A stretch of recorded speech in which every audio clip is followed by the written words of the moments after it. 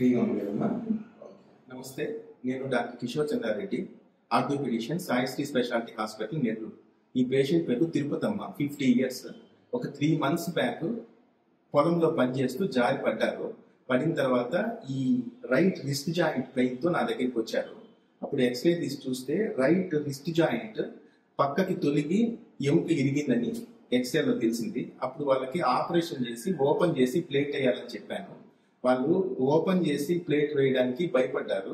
ఇంకేదైనా alternative method లో చేయమని చెప్పి రిక్వెస్ట్ చేశారు. అప్పుడు దానికి జస్ట్ ఓపెన్ చేయకుండా ఎక్స్రే మిషన్ లో చూస్తూ ఎముకని సెట్ చేసి బయట నుంచే కేవైర్స్ చేసి సెట్ చేశాను.